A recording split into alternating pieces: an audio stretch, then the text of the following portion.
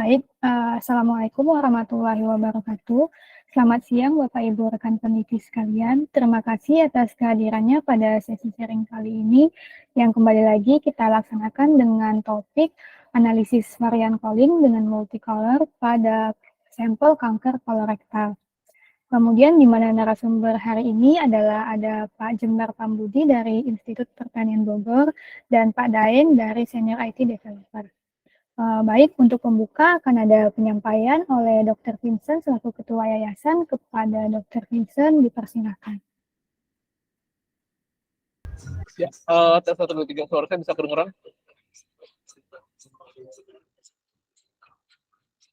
Ya, kedengeran. Bisa dok. Bisa kedengeran. Oke. Selamat siang semuanya. Salam dari Bali. Ini saya dan tim beberapa ada di sini untuk persiapan buat besok ya. Kita akan ada hands-on training. Kita undang teman-teman dari MCKU, Cengkung University, itu untuk sharing terkait dengan NIPT. Jadi besok akan kita mulai dan hari ini kita lagi persiapan. Tadi pagi reagen segala macam udah kita masukin.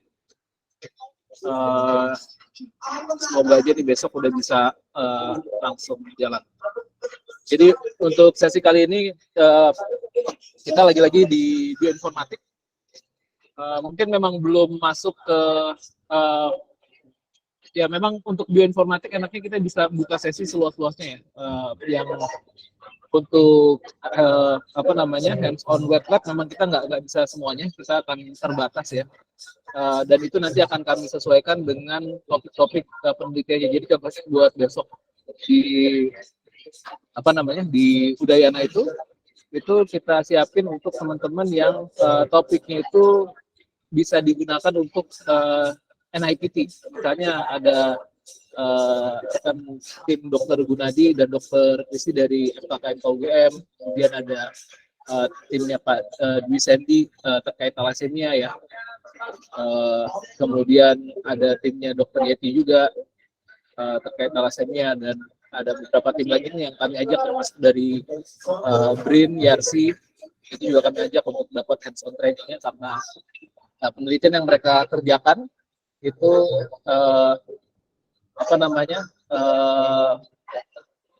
cukup penting dan bisa diaplikasikan nanti waktu kalau kita program NIPT sudah jalan. Dan untuk konteks kali ini memang kita agak berbeda. Seperti biasa kita akan masuk ke sharing session yang sudah dikerjakan oleh rekan-rekan kita, ada Pak Jembar dan Pak Daeng. Dan kali ini ada tentang algoritma multicolor ya. Multicolor untuk kita dapetin varian calling dari jaringan-jaringan atau dari sequence tumor. Dan saya harap ini juga nanti bisa digunakan untuk rekan-rekan terutama yang penelitiannya terkait dengan kanker.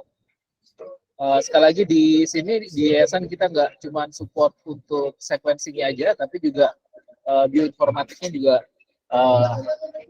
kita support. Dan bioinformatik di sini untuk saat ini mungkin saya ceritain sedikit ya. Jadi salah satunya ini dengan proses analisis di cloud satu, kemudian kedua kita lagi siapin satu storage server ya. Kita lagi siapin satu storage server, kita akan inisiasi dengan kurang lebih sekitar 500 tera yang nanti akan kita naikin satu server rack tuh sampai 4 peta ya. Dan juga nanti akan ada satu HPC yang kami siapin untuk proses pengumpulan data dan analisis secara lokal. Karena kami lihat ada potensi sangat mungkin beberapa data itu akan ada cukup banyak analisis yang dikerjakan.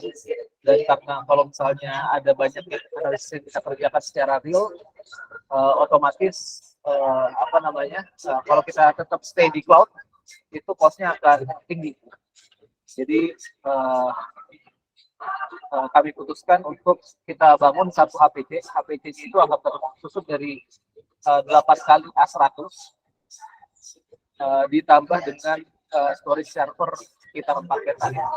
Dan estimasi budget yang kami siapkan ini, kalau misalnya kami serahkan ke pihak ketiga itu total di atas 10x, bahkan sampai ke eh, 15-16 miliar. Tapi dengan pengerjaan secara mandiri ya, kami rakit sendiri, terus kami import sendiri. Bayangin aja hard disk 22 tera itu kami bisa dapat dengan harga 6 juta. Dibandingkan kita beli di sini yang 22 tera itu minimal 12 juta. Jadi estimasi saya nih sementara kayak misalnya kalau kita beli yang HPC DGX-nya dari DGX A100 dari Nvidia itu harganya hampir 2,2 miliar. Padahal satu A100 sendiri cuma sekitar 100 jutaan. Jadi total estimasi kami sih yang ya kalau kita kerjain sendiri itu nggak lebih dari sekitar 4 miliar ya. 4 miliar itu udah maksimal banget. Gitu. Tapi ya kekurangannya memang butuh waktu, alatnya nggak siap, tapi enaknya nanti ada banyak yang kami bisa sharing. Jadi nanti selain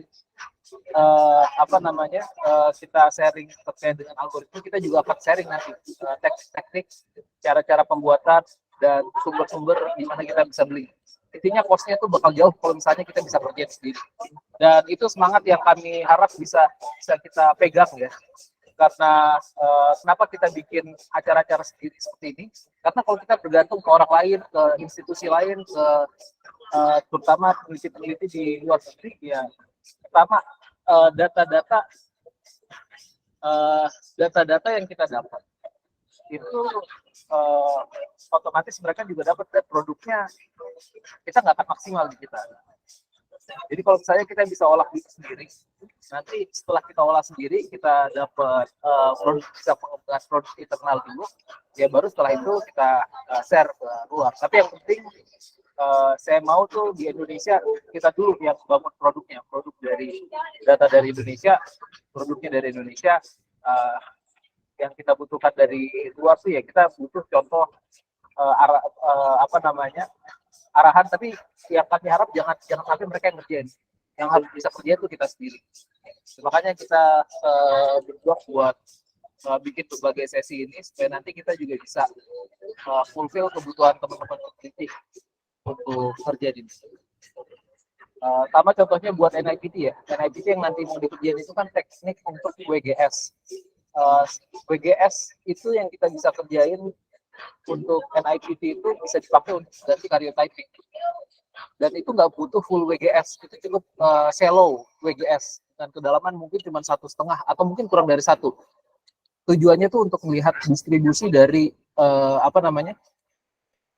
dari pembacaan itu distribusinya itu seperti apa. Nah itu nanti untuk kita bisa lihat apakah ada abrasi kromosom, ada duplikasi kromosom.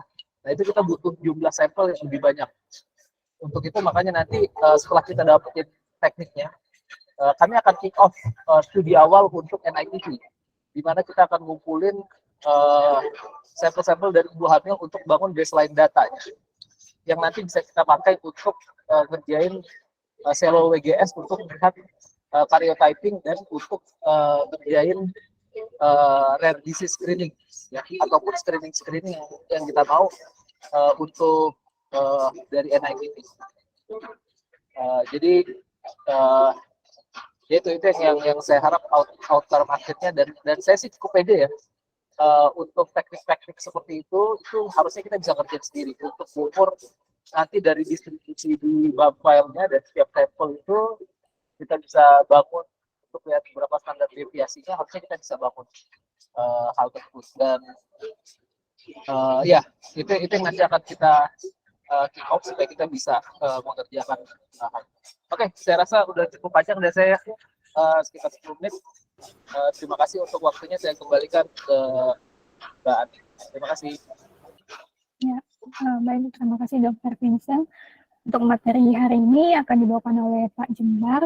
Pada Pak Jembar, dipersilakan. Oke, terima kasih banyak Bu Nurayu Ramadhanti untuk waktunya. Selamat siang mungkin teman-teman semua. Di sini mungkin saya akan sedikit sharing ya. Kemarin dapat penelitian dari Dr. Vincent tentang mutek polar, karena kemarin banyak yang menanyakan tentang mutek polar bagaimana sih, atau mutek 2 ya kalau di KATK. Nah, kemarin sebenarnya saya berniatnya pakai breast cancer karena yang umum, tapi karena mungkin lebih banyak penelitian tentang colorectal cancer, Dr. Vincent kemarin meminta saya buat yang colorectal cancer di sini. Nah, jadi saya coba cari sampelnya colorectal cancer dan saya coba running multicolor. Awalnya, mungkin saya sedikit cerita dulu. Untuk awalnya mungkin saya tidak bisa jalan dalam Clarabridge. Kenapa? Karena laptop saya yang tidak punya NVIDIA. Jadi saya jalan di GATK dulu dan akhirnya bahasanya saya terjemahkan ke Clarabridge dan saya berikan ke Pak Daeng selaku senior IT di yayasan di sini dan kemarin berjalan dan tadi kita coba sampel yang lebih besar dan akhirnya berjalan juga dan sudah selesai tadi ininya dan butuh waktu cukup lama ya tadi sekitar setengah jam lebih untuk jalannya dan itu pun sudah dikompil jadi satu. Nah, nanti mungkin kita tidak tahu mau dijalanin atau tidak di sini tapi karena tadi cuma baru sampai VCF belum sampai ke anotasinya mungkin nanti bakal kita lihatin cara anotasinya di sini. Mungkin saya bakal share PPT di sini presentasi sedikit. Misal nanti ada yang ingin bertanya, langsung aja bertanya, tidak apa-apa. Di sini lebih ke teknis, jadi kalau ada yang mau cut di tengah-tengah, bertanya silahkan saja. Ya, nanti terutama buat Mbak Vero nih, ini spesial buat Mbak Vero dan teman-teman dari Udayana juga yang terkait colorectal cancer dan ada sebagian dari teman-teman di UNAIR juga, saya rasa Prof. Miftah juga terkait colorectal juga. Nanti minta tolong ya untuk bisa proaktif aja langsung tanya ke Pak Jembar. Ya, silakan Pak Jembar. Oke, sip. Oke, di sini tentang colorectal cancer.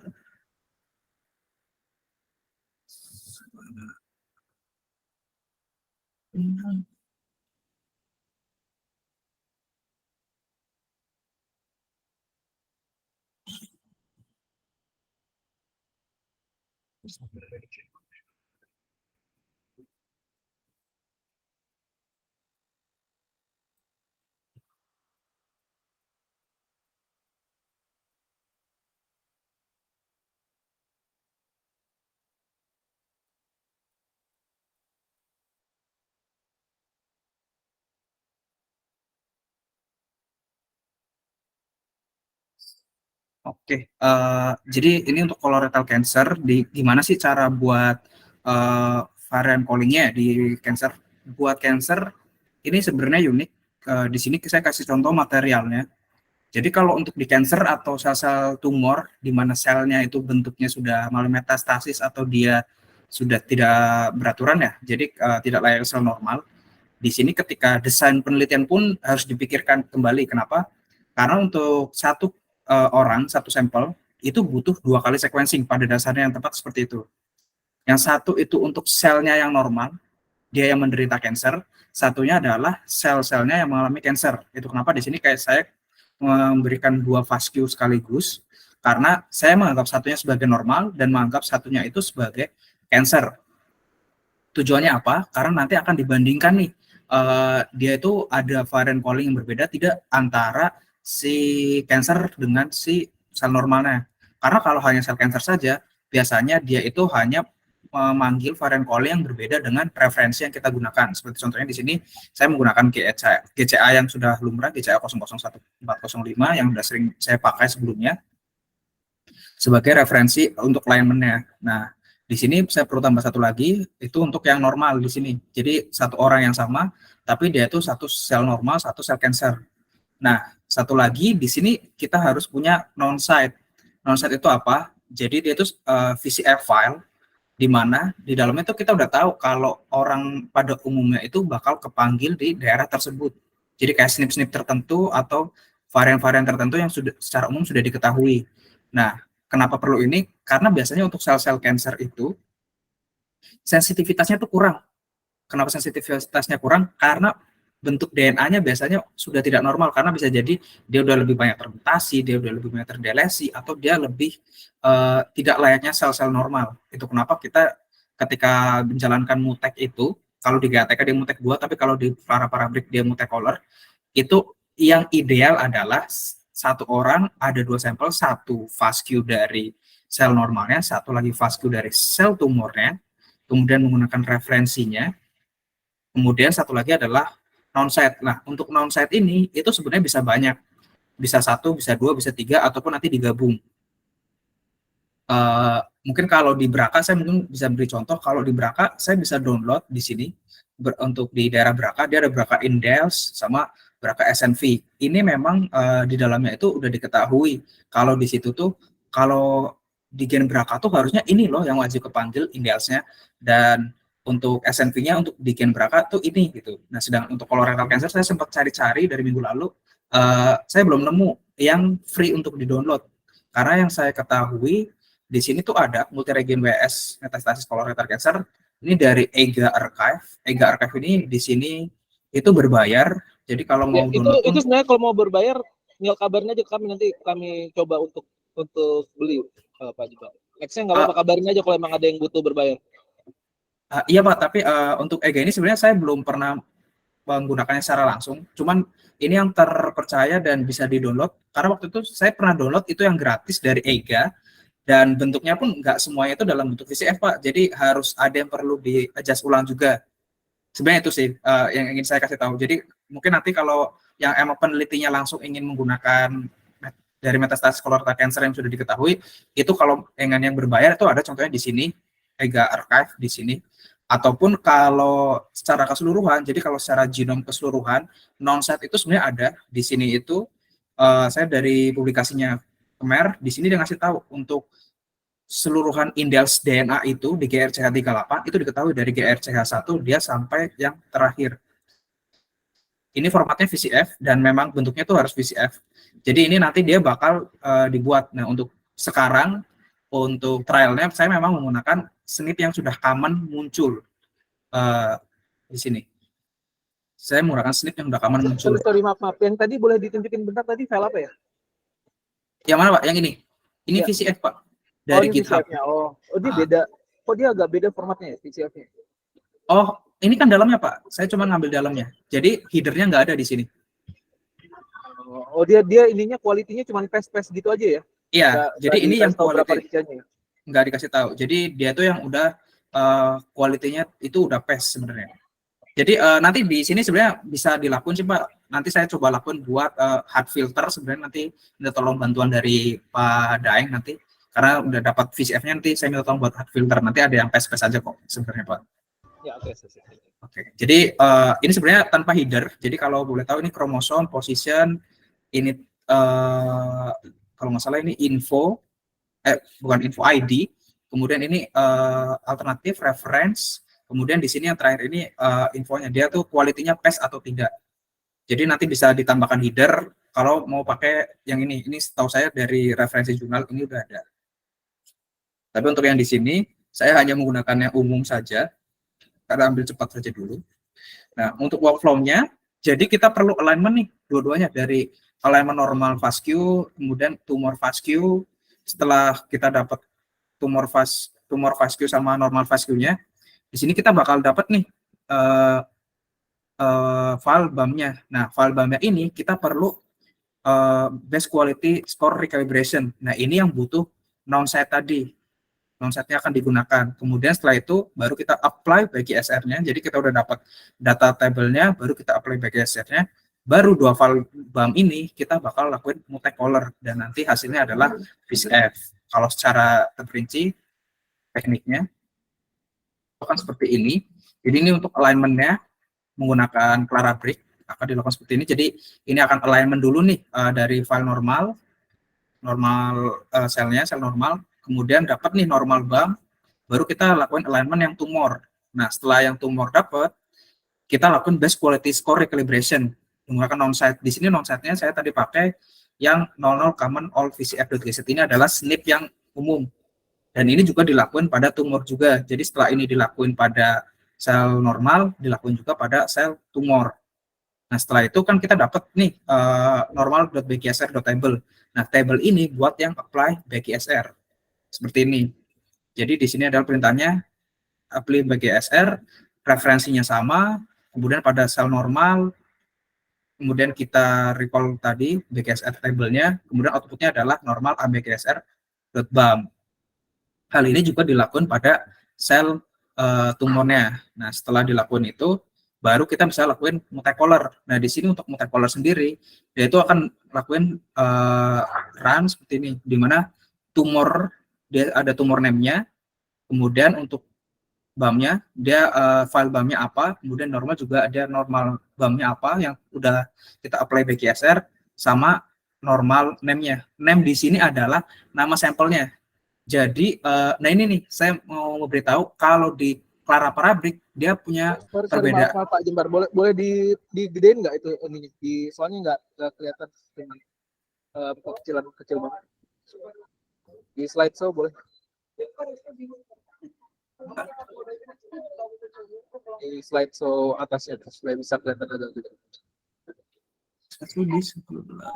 Sebelah kanan yang sampingnya share. Ya, yang sampingnya share. Oh ini, sorry. Ya. Oke dah. Nah ini, sorry. Di sini untuk multicolor, jadi di sini tuh jalan dulu, jalannya tuh perintahnya multicolor. Beda kalau sebenarnya kan haplotype color ya, di sini kita pakainya multicolor. Di sini kita pakai referensinya yang tadi GCA berapa, kemudian di sini tumor name. Tumor name itu adalah nama sampel yang ada di BAM-nya. Nah, kekurangannya di Clara Parabrik, nama sampel itu sama. Jadi setiap yang ada normal atau tumor ketika kita panggil, dia itu namanya sama. Jadi kita perlu rename-nya, dan untuk rename-nya itu ada di perintah GATK yang waktu saya ajari pertama, yaitu yang add or replace group itu. Jadi di situ perlu diganti namanya, yang satu sebagai tumor, yang satu sebagai normal. Detailnya nanti bisa kodenya lengkapnya ada di Padaeng, nanti bisa minta ke Padaeng juga di sini. Nah di sini yang digunakan adalah BAM ABKSN-nya. Kemudian ketika kita panggil out, dia akan munculnya seperti ini. Jadi ada sampel yang satu sebagai normal sampel, yang satu sebagai ini tumor sampel. Nah, bedanya apa antara multicolor dengan VCF biasa? Kalau VCF biasa, alternatifnya biasanya cuma satu. Either dia GC, C, tapi dia jadi satu, bukan koma di sini. Nah, ini bedanya. Kalau di multicolor, dia ada kemungkinannya 3 possibility-nya. Jadi, sesuai referensi, alternatif 1 sama alternatif 2. Nah, ini kenapa saya sarankan ketika yang penelitian menggunakan colorectal cancer, kenapa sekuensi untuk satu sampel 2 kali, satu di normal, satu di tumor, karena di sini. Karena kalau kita hanya pakai satu sampel saja, di mana, oh orang ini kena tumor nih, dan yang kita ekstraksi, kita sekuensi itu cuma sel tumornya saja, mungkin muncul, sebenarnya bisa dijalankan muncul, tapi alternatif yang di sini biasanya jadi perdebatan, karena belum tentu valid antara orang tersebut sama sampel pada umumnya. Karena bisa jadi, sebagai contohnya saya ketika cuma yang diambil tumornya saja, maka saya nggak tahu nih kalau saya itu punya varian nggak di posisi ini dan kromosom ini. Tapi kalau normal saya ternyata dia termasuk varian dan ternyata cancer saya juga berubah, berarti ada mengalami mutasi juga nih antara saya yang punya varian di kromosom 1 posisi sekian dan sel cancer saya juga ternyata mengalami mutasi juga sehingga terbentuk varian baru. Contohnya seperti ini. Itu kenapa bisa jadi di normal sampelnya dia 10, tapi pada ininya dia 21, yang berarti kebacanya adalah dia itu G dan A, sedangkan pada normalnya dia itu adalah C dengan A. Untuk yang somatik di sini 21 berarti G dengan C, sedangkan untuk yang normalnya itu dia adalah 1 dan 0 berarti C dengan A. Seperti ini. Nah, ini sudah dapat varian callingnya, udah sama Padaeng juga. Nah, setelah ini biasanya kan kita udah dapat nih varian callingnya, mau kita apakan? Biasanya di sini kita perlu filter dulu nih. Dan saya filternya kebiasaan pakai GATK di sini. Jadi kalau mau dilakuin, ini sebenarnya bisa dilakuin sebelum anotasi itu layaknya sebenarnya di filter lebih dahulu, yaitu kita select varian, kita pisahin nih antara yang SNP sama yang indels. Kenapa perlu dilakukan seperti itu? Karena parameter untuk yang SNP sama yang indels itu berbeda. Nah, seperti bisa dilihat di sini, untuk yang SNP itu, dia ada filter expression, KD-nya berapa, QAL-nya berapa, SOR-nya berapa, FS, sampai di sini ada rate post ransom-nya itu berapa. Ini untuk yang SNP. Jadi untuk satu sampel yang udah di multipolar, dia ternyata punya ininya sendiri. Kemudian untuk yang indels, dia juga punya KD-nya berapa, QAL-nya berapa, FS-nya berapa, dan tidak sebanyak yang ada di SNP. Nah, setelah dapat ini, setelah difilter, biasanya kita langsung merge. Nah, setelah merge, baru kita lakuin anotasi. Nah, di sini kemarin saya cuma masukin perintah GRCH 3899. Kenapa? Karena kita pakai GRCH dan yang dari SNPS sebenarnya dia menyediakan nih untuk yang 99. Tapi sebenarnya kalau kita alignment-nya menggunakan sequence tertentu dan dia punya file GTF sama GFF, mungkin saya bisa exit dulu. Dia punya GTF dan GFF seperti di sini. Jadi kan yang kita pakai ini ya, .fna.gz. Dia itu punya reference sequence annotation, yaitu GFF dan GTF. Nah, GFF dan GTF ini termasuk bed-nya ini, itu bisa digunakan untuk membangun database annotation pada SNPF. Dan ini kalau boleh tahu, Pak Daeng ada di dalam sini, udah beres belum Pak ya? Tadi pas bangun database-nya. Udah selesai. Udah. Oke. Udah beres, mungkin dari saya presentasinya udah cukup. Mungkin kita bisa lanjut dulu buat anotasi di sini. Dari Pak Daeng mungkin mau anotasi? Saya Boleh. kasih perintahnya. Oke. Saya stop share screen apa ya?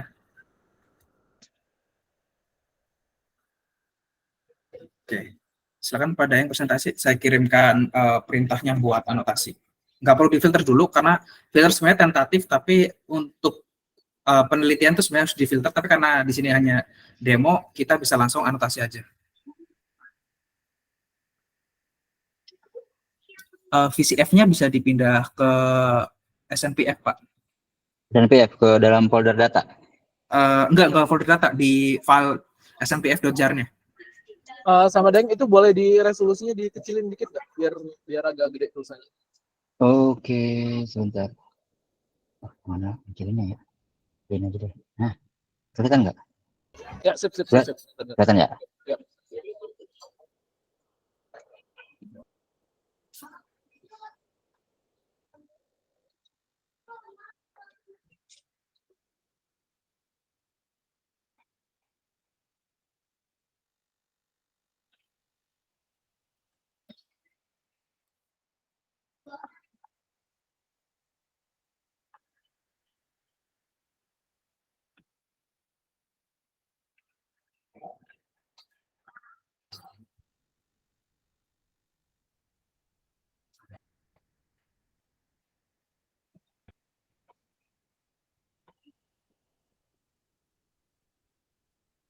Udah dalam folder, Pak. Ya. Dan kalau boleh tahu nih spesifikasi yang kita pakai ini apa nih? Ini tadi sih pasti paling yang bawah sih. Pas kita mutek color itu paling yang bawah, yang satu GPU 8 core. Oke. Udah pakai A100 atau belum? Belum Pakai A100. Oh, yang A100. Ya, silakan. Tadi 30 menit 2 fast queue. Oke, itu pakai A100 yang paling kecil ya? Iya. Oke. Soalnya size-nya cuma berapa giga tadi? 9 giga lah. Oke.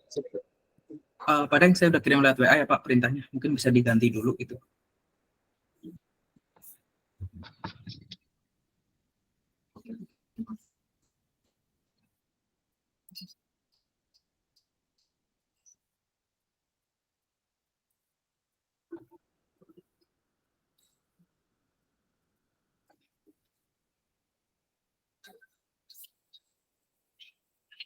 Mutek.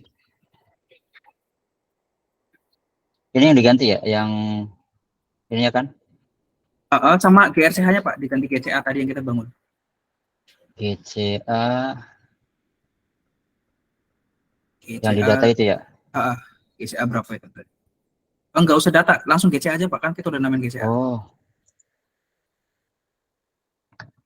Apa tadi?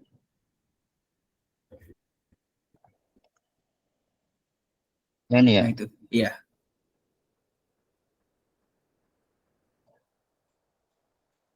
Nggak ada Pak, itu harus di-copy dulu.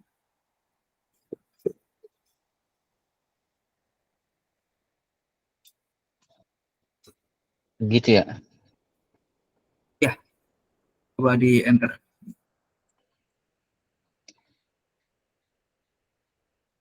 Nah, di sini kita proses anotasi nih, karena biasanya untuk tumor dia butuhnya adalah anotasi. Jadi kayak kita bisa tahu di dalamnya tuh ada mutasi seperti apa dan efeknya itu seperti apa biasanya.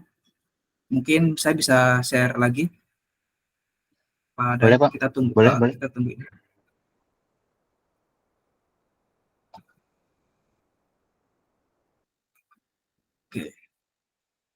slideshow.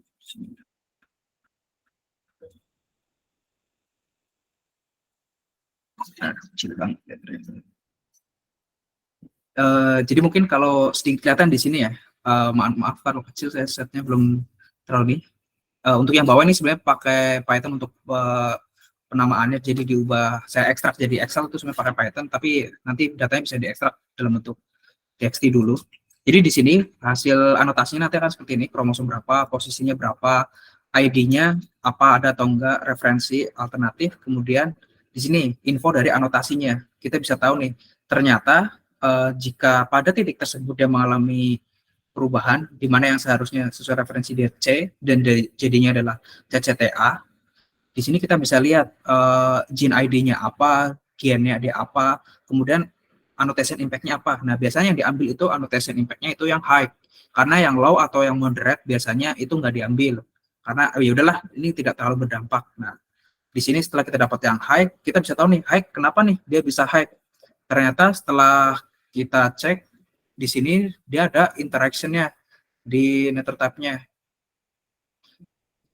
Dan kemudian di transkripnya di protein berapa, kemudian HGVS-nya dia itu apa, seperti di sini dibilang C341 343 DUP TAG, seperti contohnya seperti itu.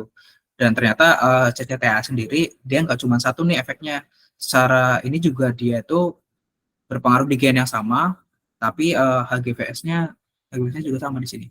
Biasanya ada yang berbeda, HGVS-nya berbeda. Nah, kalau untuk answer sendiri, karena dia ada dua, biasanya kalau dia dua, dia akan ngasih tahu. Misal untuk yang CCTA, CCTG, CCTA sendiri di sini, kemudian CCTG di sini akan sendiri. Dan dia bakal ngasih tahu high impact atau tidak, kemudian terpengaruh gennya apa, kemudian tipe dari mutasinya apa, apakah frame shifting, interaction, intergene, atau kehilangan dari codon start-nya, itu bakal dikasih tahu. Nah, nanti kita coba lihat di proses ini lagi dijalanin. Udah selesai nih, Pak. Oke, boleh ntar saya stop share screen dulu. Boleh share screen lagi, Pak?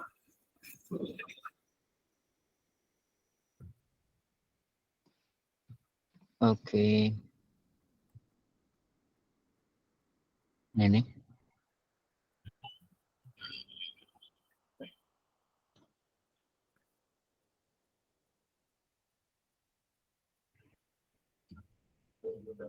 Ada, Pak, hasilnya?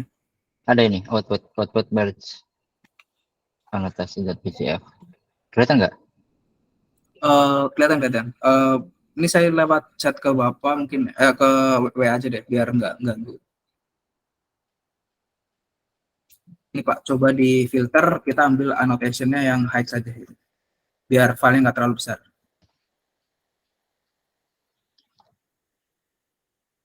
Ada BCF terus kan ya Pak di sini? Ada. Oh, belum ada. Belum. Install dulu Pak, bentar. Install.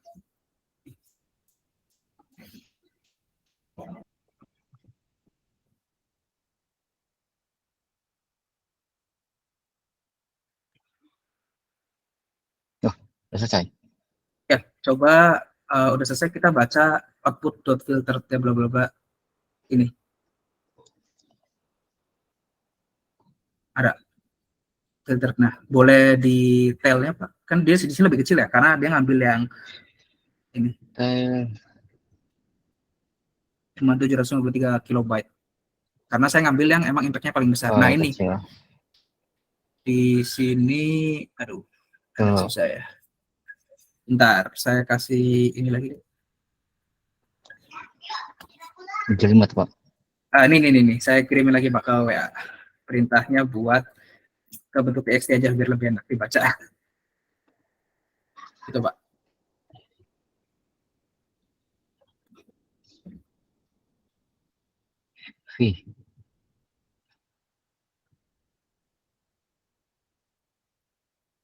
Saya download dulu ya. Boleh deh. Nanti ditarik ke Excel nggak apa-apa? Atau gimana? Yang tadi itu mana ini?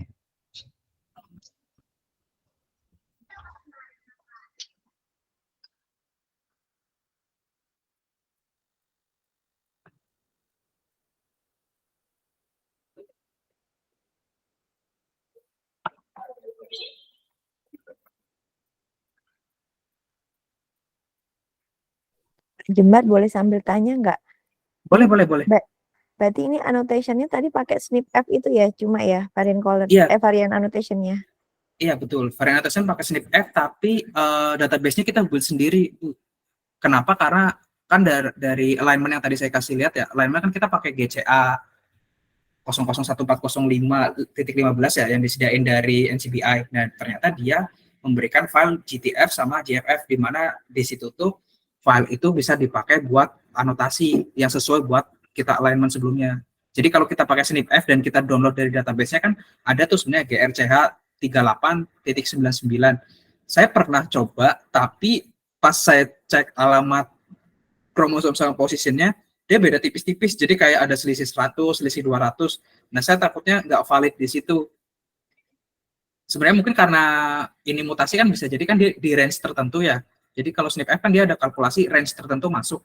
Tapi kalau pakai GCA ini, dia akurasinya lebih tinggi karena memang reference sequence-nya itu sudah diberi dari GCA ini sendiri, dari NCBI. Sebenarnya ini juga berlaku sama, misal kita cari, oh ternyata untuk reference GRCH 38 di NCBI atau GRCH 37, dia udah nyediain GTF file sama GFF file-nya, yaitu yang bisa kita gunakan. Gitu. Nah, ini bisa dilihat di sini bisa dilihat kalau kromosom 1, nggak usah gede-gede Pak. Oke, di sini kan ada ya alternatif bisa 1 bisa 2. Ini untuk yang normal di sini.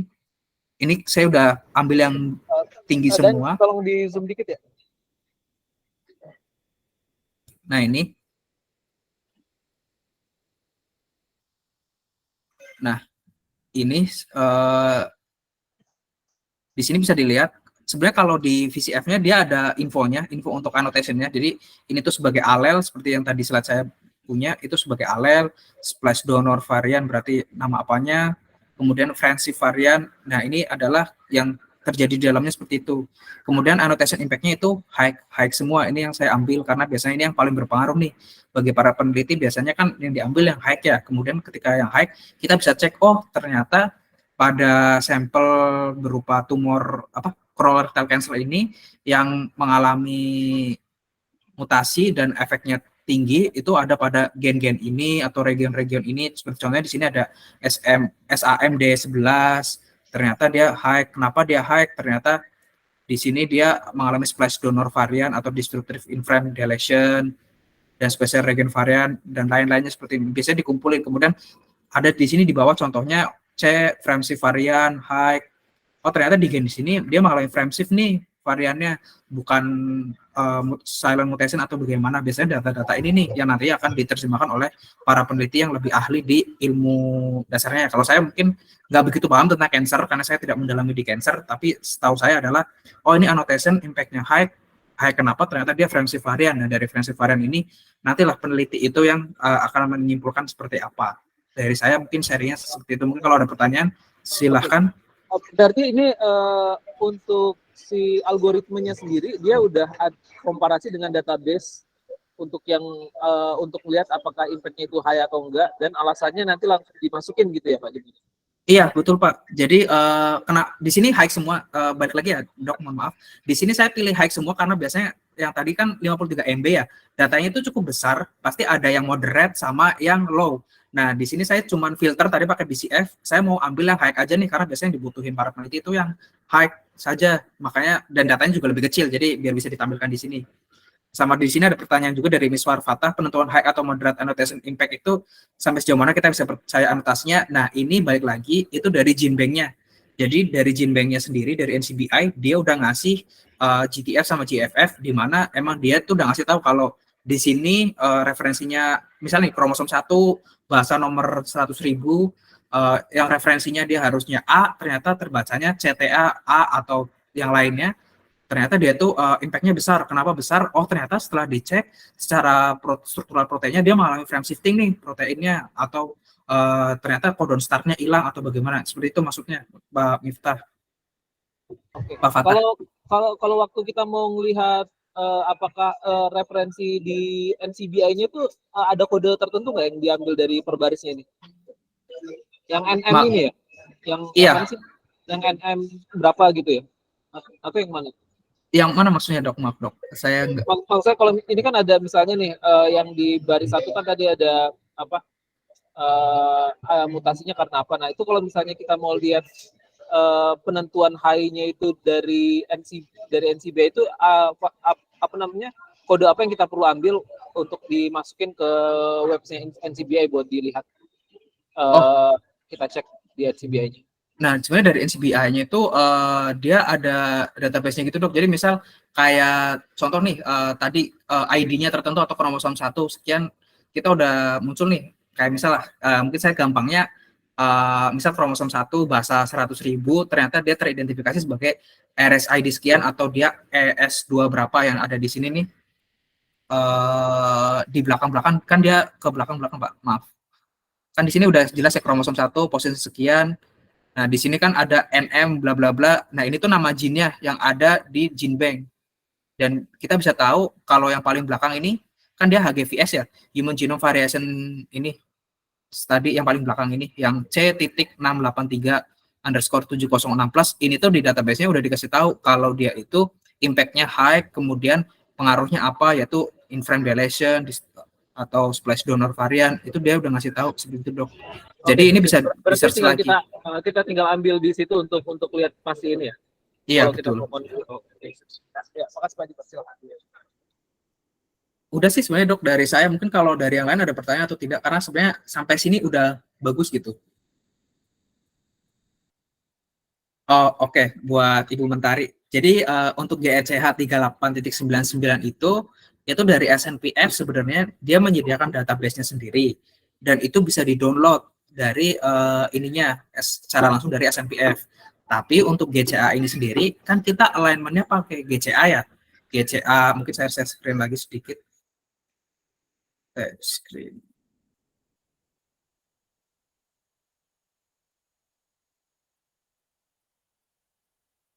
Nah, di sini.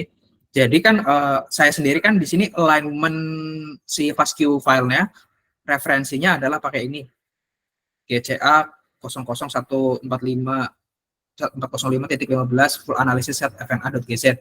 Nah, karena saya pakainya ini, saya anotasi untuk SNPF-nya saya menggunakan file GTF, GTF, GFF, dan bed file yang tersedia oleh NCBI ini sendiri. Kenapa? Karena ini lebih akurat. Biasanya untuk nentuin kromosom satunya dan posisinya dia itu lebih akurat.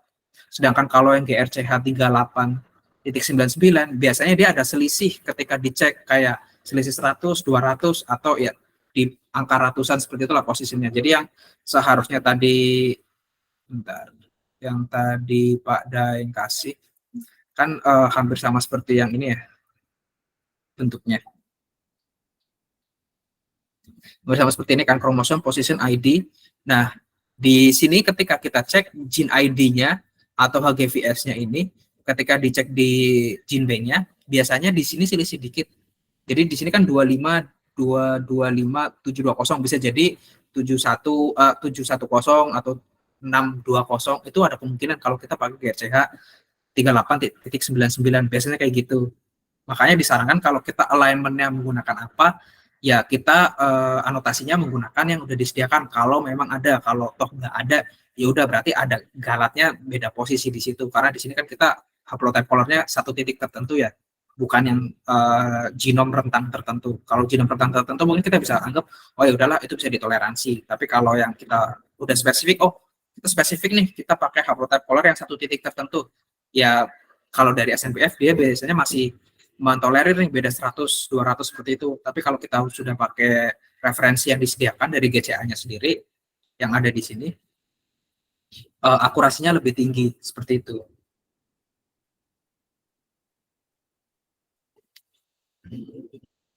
Pak Jembar, maaf, Iya. ulang sekali lagi.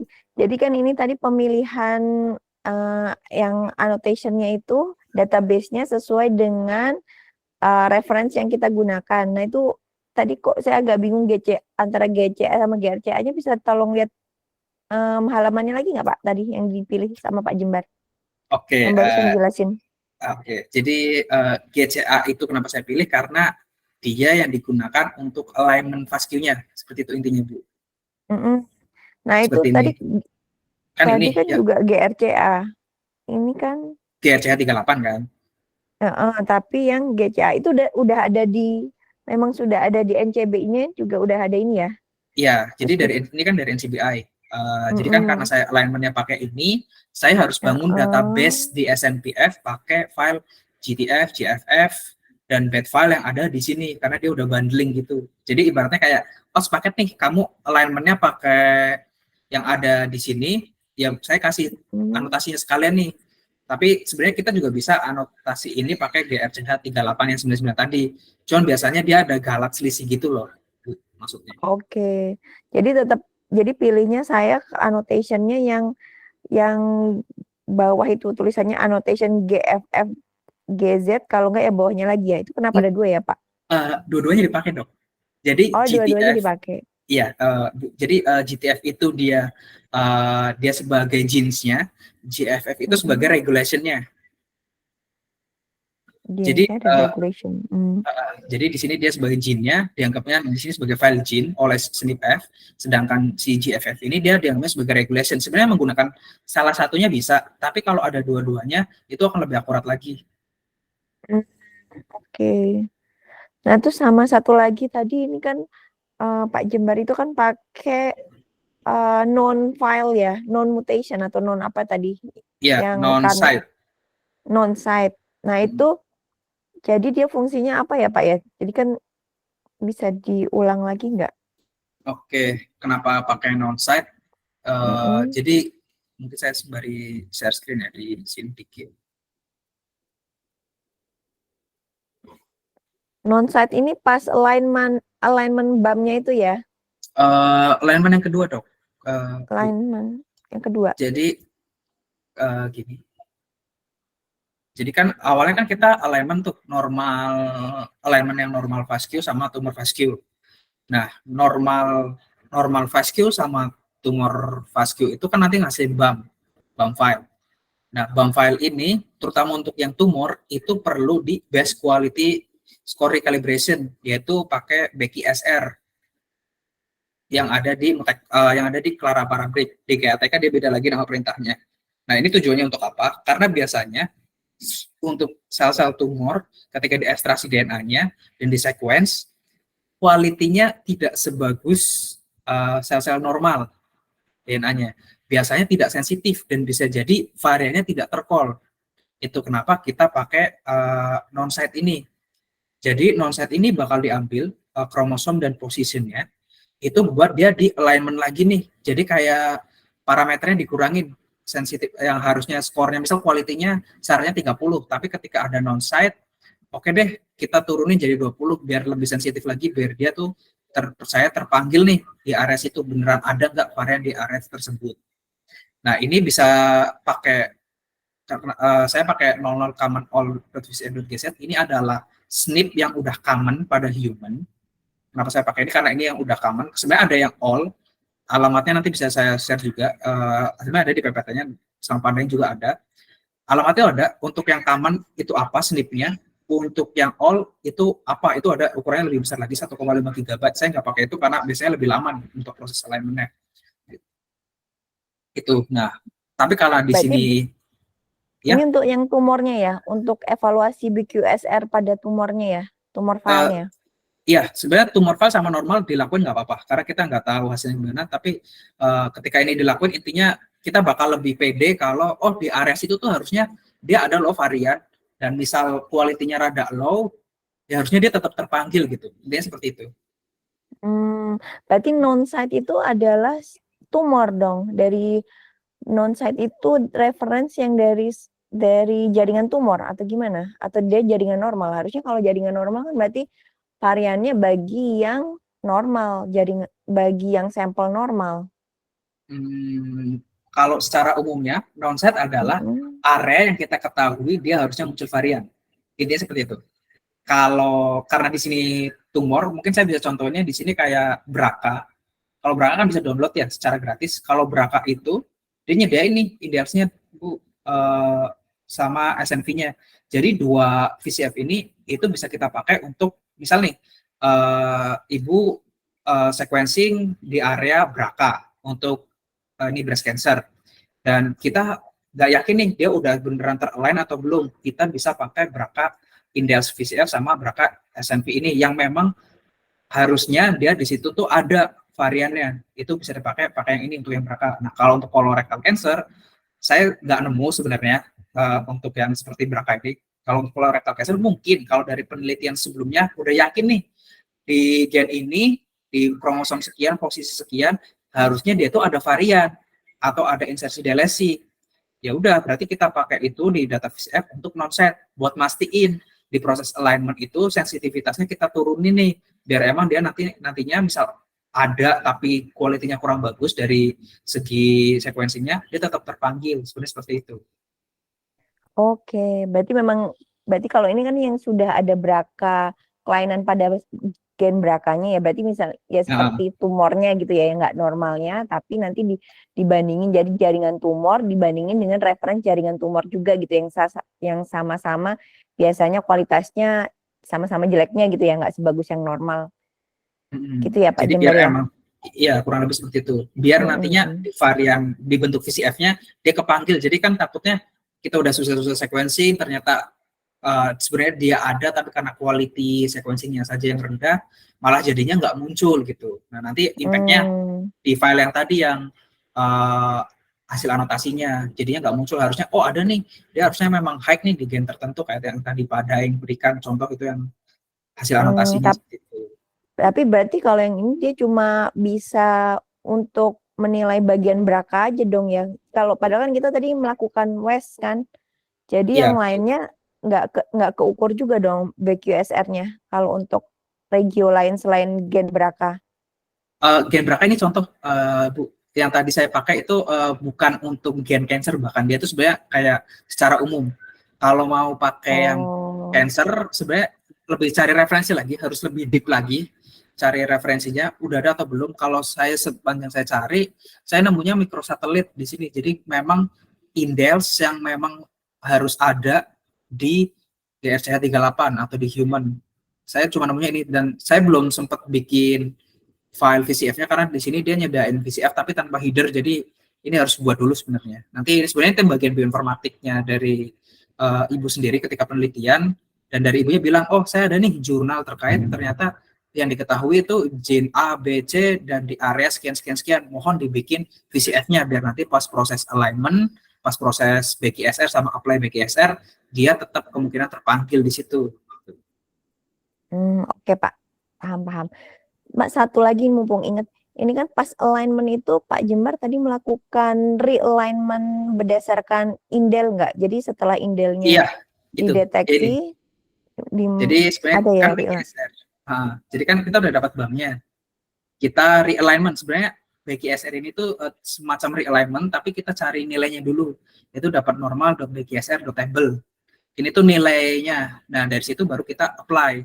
Ini kalau di sini namanya kan apply BQSR. Kalau di GATK itu namanya realignment. Seperti itu sebenarnya. Oke, berarti mungkin sama ini prinsipnya kayak jadi instead of saya pakai non-site, saya pakai yang pindel, pakai itu ya. Jadi indelnya dideteksi dulu, terus habis itu setelah itu di tes, terus habis itu di realignment lagi, terus untuk dilihat yang barunya ini ya, alignment yang baru beserta BQSR-nya.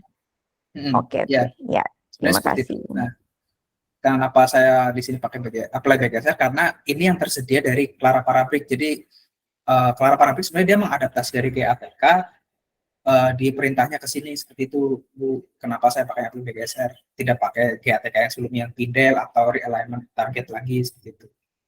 Karena kan kedepannya mungkin Dr. Vincent pengen pakai Clara Parabric karena jujur ini jauh lebih cepat Bu, karena ketika pakai sampel yang ukurannya sama, kita lakukan realignment lagi, itu bisa yang harusnya cuma kayak tadi cuma 6 menit, 7 menit, itu bisa sampai beberapa jam. Ya, Oke, ada yang lain? Dulu tuh saya pernah pakai Mutek, tapi tuh memang Mutek sama FreeBayes dulu. Terus kemudian Muteknya itu memang banyak kacaunya, terus jadinya saya yang dipakai FreeBayes aja sih jadinya. Jadi ya mungkin ya itu ya kurang filternya kurang optimal dulu ya, kurang dapat jodoh yang optimal. Makanya terus karena FreeBayes-nya akhirnya yang FreeBIOS, akhirnya kita pakai yang FreeBIOS aja waktu itu. Iya, seperti itu prinsipnya. Ada yang lain mungkin pertanyaan? Masih sharing session mumpung masih ada di sini. Balik lagi, sebenarnya misal ada pertanyaan silakan tanya saja di grup. Kayak Pak Dai juga udah mulai nanya-nanya, Mbak Rizka juga udah mulai nanya-nanya. Ketika saya sempat juga bakal saya jawab dan saya coba cari referensinya biasanya dikit-dikit. Tapi kalau dari yang lain diam saja, saya anggap oh yaudah berarti aman-aman saja gitu. Karena kan balik lagi di sini saling bantu gitu. Mungkin saya balikin ke Dr. Vincent. Buat Pak Jembar. Iya. Coba bentar. Mbak Dia, itu yang buat ikut sharing session apa namanya? Yang bioinformatik session di Bali tanggal 21-22 tuh udah penuh belum ya? Masih belum, Dok. Masih Baru kurang. 15 orang ya?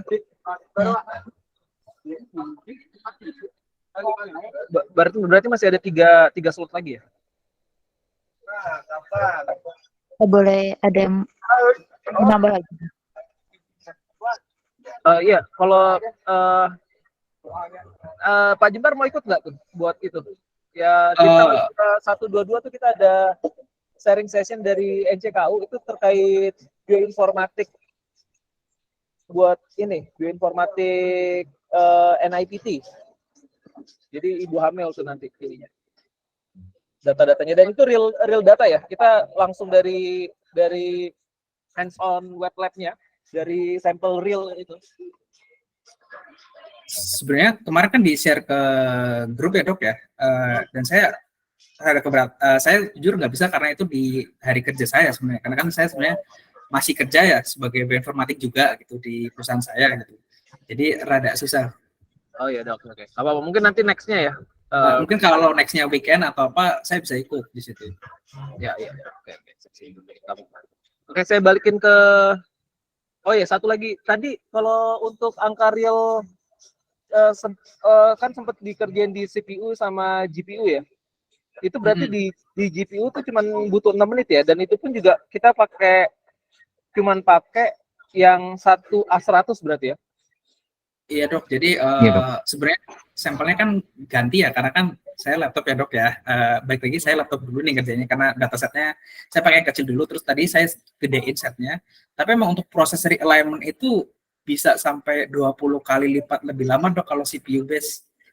Jadi memang benar si Clara Parabrick ini mempercepat, cuman memang ada beberapa yang bolong-bolong, jadi kayak tapi bolong-bolong ini bisa ditendel nih pakai GATK kayak tadi, ganti nama sampel yang ada di dalam, ganti library-nya, karena kan misal dari ONT sama Illumina dia kan beda ya, biasanya dia nggak mau jalan di Mutek Color nih. Kenapa? Karena nama instrumennya beda. Nah itu bisa disamain nanti ketika pakai GATK, di rename semua itu, dijadiin satu nama biar dia nanti jalan di Mutek Color-nya gitu. Oke. Sip. Berarti emang pendekatan oke. Berarti memang perlu ada beberapa yang memang tetap pakai CPU yang belum lengkap di Parabricks ya. Iya betul, Dok. Jadi memang ada beberapa part yang bolong-bolong, dan kayak contoh indexing, pembuatan dictionary itu kan nggak dikasih tahu ya di Clara Parabrick, ternyata dia tetap butuh file tersebut, dan file tersebut cuma bisa di-generate melalui GATK sama BWA index, contohnya seperti itu. Nah itu kalau yang dipakai terakhir tuh pakai speknya yang setinggi apa ya, Bapak Deng? Yang untuk CPU-nya? Yang CPU itu yang 96 RAM. 96 GB ya? Iya. Oke. 96 GB, core-nya berapa? Core RAM-nya atau itu pakai laptopnya Pak Jembar ya? Atau gimana? Atau sempat dikerjain di cloud juga? Oh, di cloud. RAM-nya 96 GB, CPU-nya 24 GB. CPU-nya 24 ya? Oke. Iya. Itu berarti kalau kita nanti siapin yang pakai Epic seri 7 tuh yang 64 core harusnya masih bisa lah ya? Bisa lah harusnya. Ya udah. Soalnya kita lagi siapin ini Pak Jembar, HPC 1. Kita ambil yang dual Epic seri 7 ya. Jadi nanti ada 64 core, 128 thread. Terus nanti kita pasangin sama nggak tahu nih RAM-nya kayaknya bakal agak mahal, kemungkinan nggak tinggi-tinggi. Kalau buat indexing aja sih cukup sih dok, cepet sih kalau indexing. Cepet ya. 128 256 giga itu cukup lah ya. Cukup banget. Tinggal nanti Nvidia-nya aja ya. Nvidia sekarang masih A100 berarti yang paling tinggi ya? Iya, masih A100, masih paling cepat A100. Kan saya dengar tuh ada yang keluar H100 ya, yang seri H tuh, tapi kayaknya tuh belum ada diadaptasi buat framework Parabricks kayaknya. Belum. Yang kompatibel berarti masih A100 ya. Oke. Ya udah, nggak apa-apa, paling ya berarti udah pas ini kita siapin yang Epic sama A100x8 untuk hapus ini. Oke, saya kembalikan ke Mbak Andi.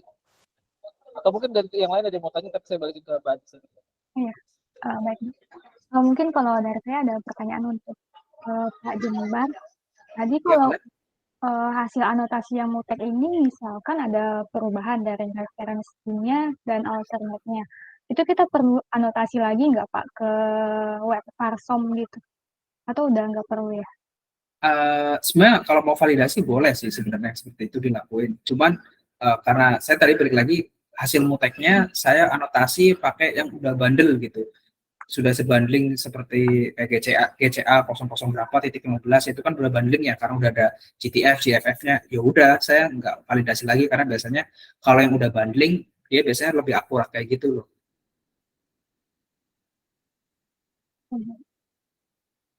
Kasih Pak. Oke, mungkin balik lagi kalau ada pertanyaan dari Bapak Ibu, boleh ditanyakan saya. Sama mungkin sedikit tambahan ya. Jadi kalau bagi teman-teman bioinformatik semua, jadi untuk buat anotasinya itu sebenarnya bisa download juga dari NCBI karena nggak harus dari GTF atau GFF file. Dari SNPF dia ngasih contohnya dari beberapa file yang berbeda. Dan misal kalian alignment-nya di awal tidak pakai full genome, seperti ini kan kita pakai full genome ya, genome assembly. Tapi kalian pakai gene-gene tertentu, itu sebenarnya bisa dibuat juga database-nya. Tapi memang sedikit memakan waktu. Tapi untuk kedepannya itu bakal lebih memudahkan nantinya. Jadi kayak misal nih, saya yakinnya dia pakai GCA berapa, karena kan GCA cukup banyak ya. Mungkin saya bisa share sedikit di sini sebelum ditutup. Dan ini human semua pada dasarnya. Di sini, jadi ketika kita ke parent directory, ini jadi selama ini saya pakai sequence for alignment pipeline. Di sini memang yang sudah sering dipakai, tapi di sini ada banyak yang lain. Di sini contohnya GCA 15, tapi ketika kita balik lagi, di sini ini banyak GCA-nya berapa, dan kalian bisa pakai yang berapa karena setiap alignment yang di sini dia punya keunggulannya masing-masing tergantung referensinya. Jadi bisa dibaca lagi atau bagaimana lagi. Dan ini untuk human. Ketika untuk yang sampel lain selain human mungkin kedepannya bakal ada yang non human, itu bisa dicek juga genome assembly-nya. Nanti bisa dicari juga di FTP NCBI ini. Itu semua bisa dicari karena di sini berurutan jelas dan biasanya dia menyediakan sequence-nya, GTF-nya, GFF-nya, bahkan sampai proteinnya, dan satu lagi kalau tidak salah itu CDS-nya, komplemen DNA-nya, CDS. Jadi hasil dari komplemen RNA-nya di situ. Jadi memang bisa analisa nanti ekspresinya seperti apa atau analisa proteinnya ada perubahan atau tidak. Jadi sebenarnya di sini disediain. Dan bisa dibangun semua di SNPF ataupun di bed file sendiri. Udah sih, mungkin dari saya sudah cukup. Kalau dari teman-teman yang lain tidak ada pertanyaan, bisa ditutup. Terima kasih. Silakan Mbak Nur Ayu. Iya, baik. Oke, balik lagi. Mungkin kalau masih ada pertanyaan, boleh nanti ditanyakan saja di grup, didiskusikan bersama Pak Jembar juga.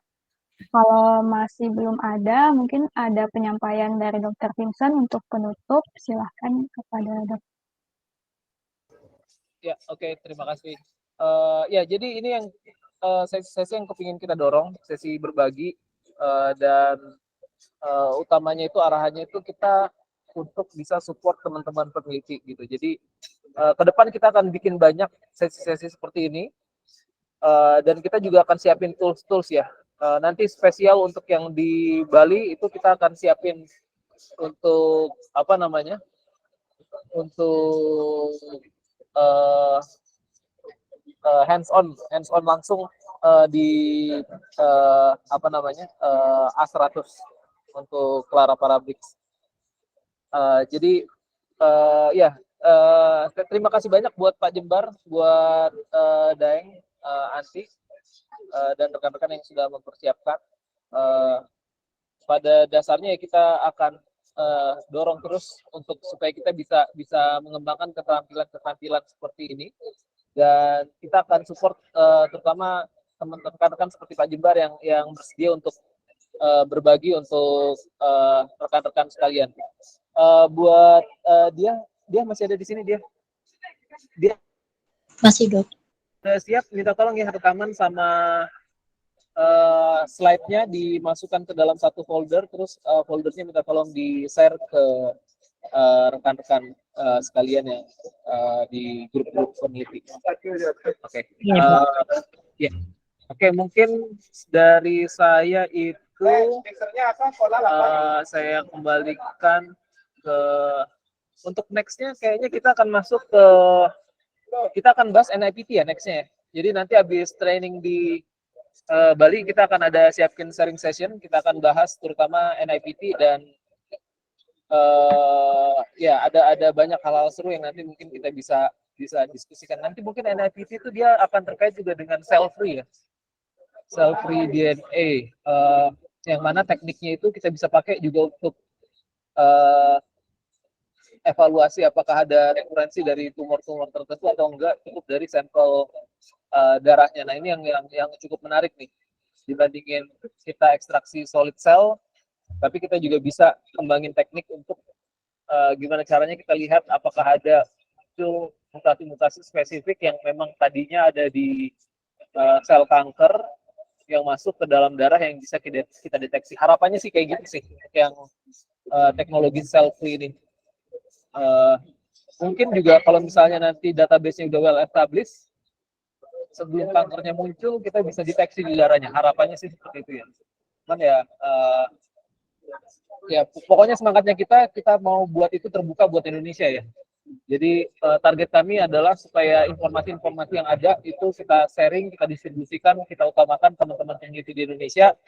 Kita pastikan knowledge-nya itu teman-teman dapat, dan sebisa mungkin kita kembangkan dulu tools-tools dalam negeri. Next-nya saya akan coba upayakan bahwa teman-teman dari industri untuk bisa lihat penelitian rekan-rekan sekalian supaya dapat support juga dari industri yang sesuai dengan topik-topik penelitian. Oke, itu aja dari saya. Saya kembalikan ke Mbak Anti. Sekali lagi terima kasih buat Pak Jembar, Daeng, Mbak Anti, Mbak Dia, dan rekan-rekan sekalian yang ikut di sini. Ya, saya kembalikan ke Mbak Anti, silakan. Baik, terima kasih dokter. Oke, boleh saya akhiri untuk sharing session hari ini. Baik, terima kasih atas partisipasi Bapak Ibu. Mohon maaf apabila ada kesalahan dan kekurangan. Assalamualaikum warahmatullahi wabarakatuh. Selamat siang. Waalaikumsalam warahmatullahi Selamat siang. Terima kasih.